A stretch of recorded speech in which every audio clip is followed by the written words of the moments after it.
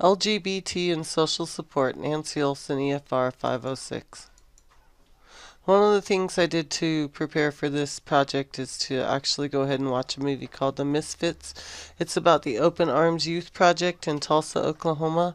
That's a place with 400,000 inhabitants and one social gathering spot for the teenagers of Tulsa, Oklahoma who identify as LGBT.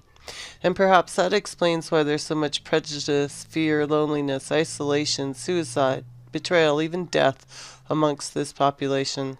One center for 400,000 inhabitants. And yet, the statistics are that up to 10% of our population identifies or is secretly LGBT. That's sobering. The cognitive isolation that LGBT students feel is because they have extremely limited access to accurate information on issues related to sexual orientation.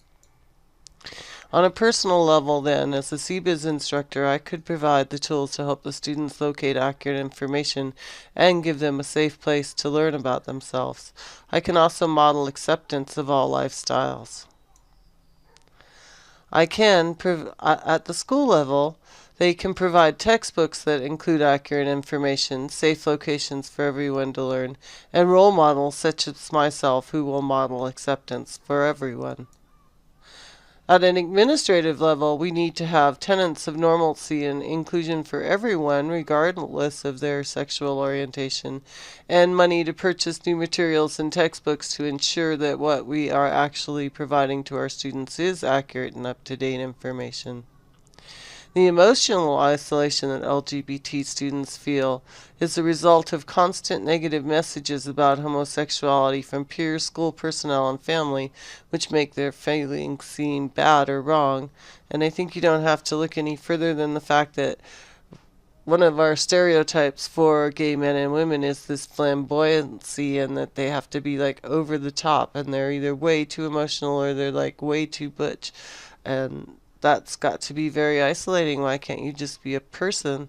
I think when I was like in my early 30s, I met one of my really good friends, and I didn't understand when she said to me, "Well, I'm never going to have children." And I said, "Oh, that's sad." And I said, "Why?" And she said, "Well, because I'm a lesbian." And I said, "Oh." And that didn't matter to me. I don't care if you're a lesbian. I don't care if you're gay or transgender. And so I told her, "Oh, well, we'll share my kids because I got good kids and maybe that'll help." And that's the kind of thing that I think we need to model. We need to look at them as just people because that's really all they are.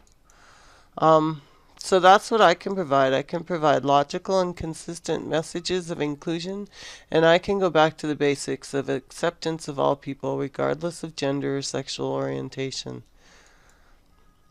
On a school level, we can have fair and equitable rules for all couples. If it's illegal for two men to hold hands, then it's illegal for a man and a woman to hold hands, because that's what builds a culture of acceptance.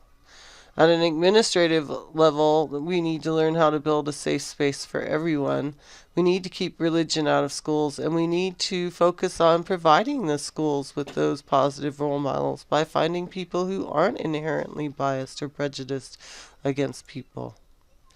The social isolation that LGBT students feel is not only from their peers and their family that they could not tell about their sexuality to begin with, but also with many of the friends they did tell.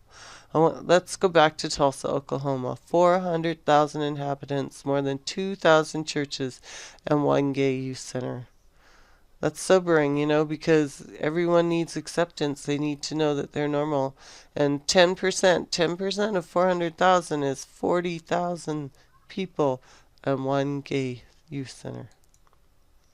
On a personal level, I can provide my students with the permission to be themselves and a bully in a Bible-free area. I can be the person that inclusion will begin with.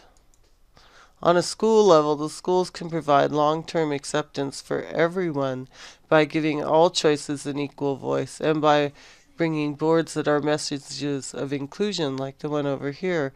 If we have a single restroom and people can lock the door, what do you care who's going to the bathroom in there? At an administrative level, they can provide the money for the clubs and the social outings to show everyone that it's normal, and they can ensure there's a bully-free environment. Because we have to remember, with from 3 to 10% of the population being gay and lesbian, and attitudes like "I hate you with a passion, I would rather you die than have someone in my family be gay, you are not my brother." I mean, that's from the Misfits from 2015. We have to do better. We have to start teaching people to look beyond who they are on the outside or who they like to who they are on the inside. All right, thanks, and have a good day.